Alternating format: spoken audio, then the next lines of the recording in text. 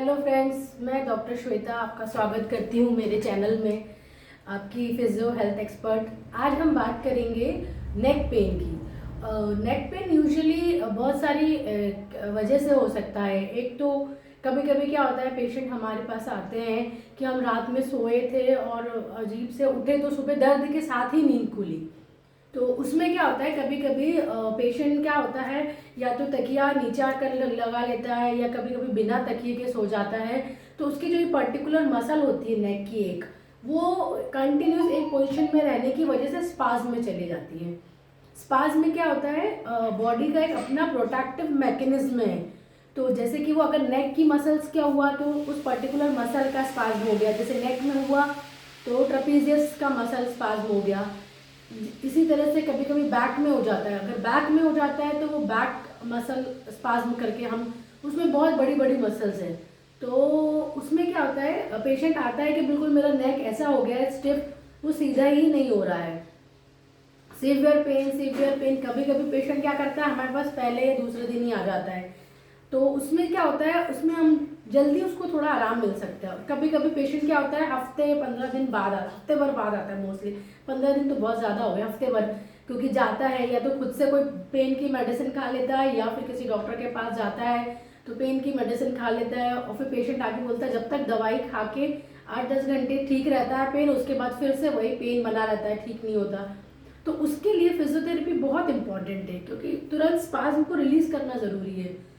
तो उसमें क्या करते हैं, हम लोग सिकाई करते हैं, हॉट वाटर बैग लगाते हैं, मसल्स को थोड़ा रिलैक्स करते हैं, रिलीज करते हैं। उसके बाद कुछ स्ट्रेचिंग्स होती हैं, जो पर्टिकुलर मसल्स है उसकी स्ट्रेचिंग्स होती है, मूवमेंट्स होते हैं, वो कराते हैं।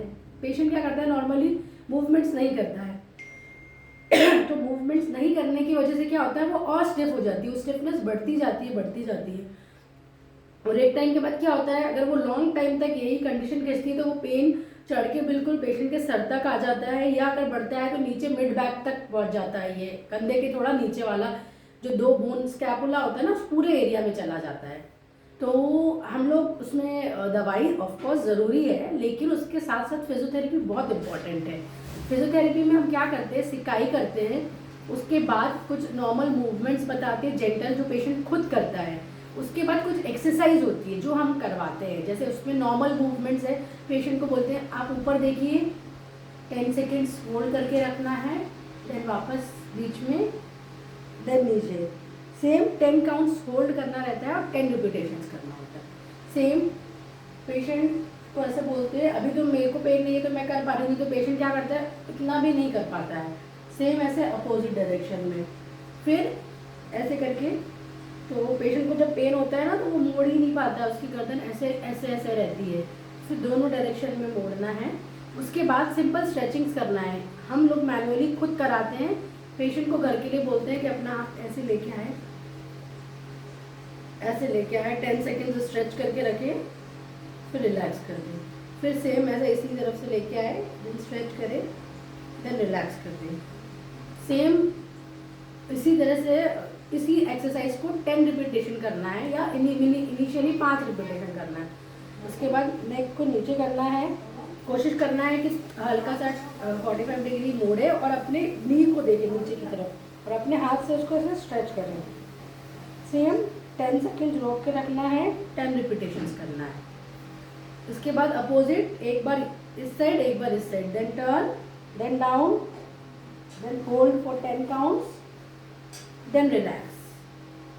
ठीक है, ये हो गई दो स्ट्रेचिंग। उसके बाद करना है, दोनों हाथों को सामने की तरफ लेके आना है, स्ट्रेट बैठना है बिल्कुल सीधा, और उसको पीछे की तरफ बाहर की तरफ ओपन करना है जितना कर सकते हैं।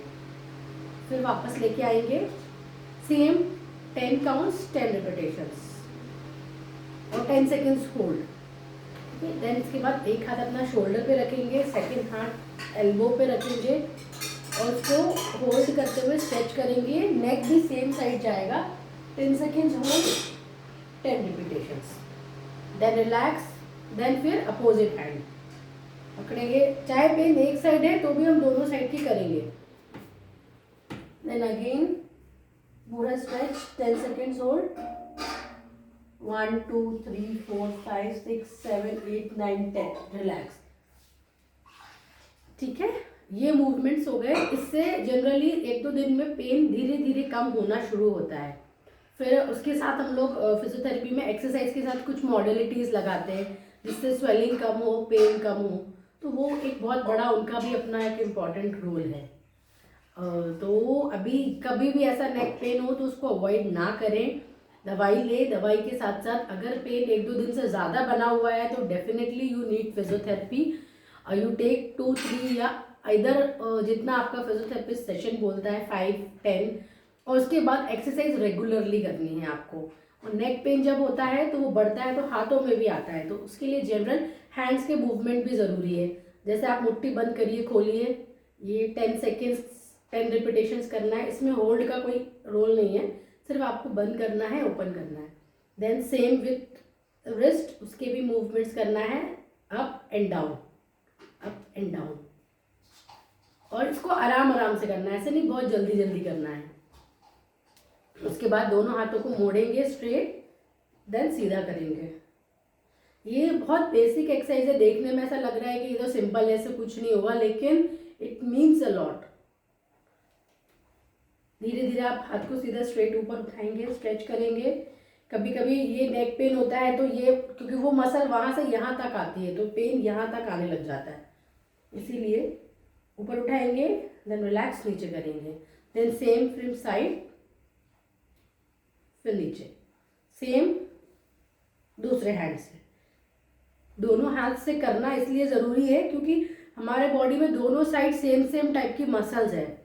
एक ओवर स्ट्रेस होती है तो दूसरे में भी स्ट्रेस आता है, इसीलिए दोनों को कंबाइनली करना ज़रूरी है। Thank you.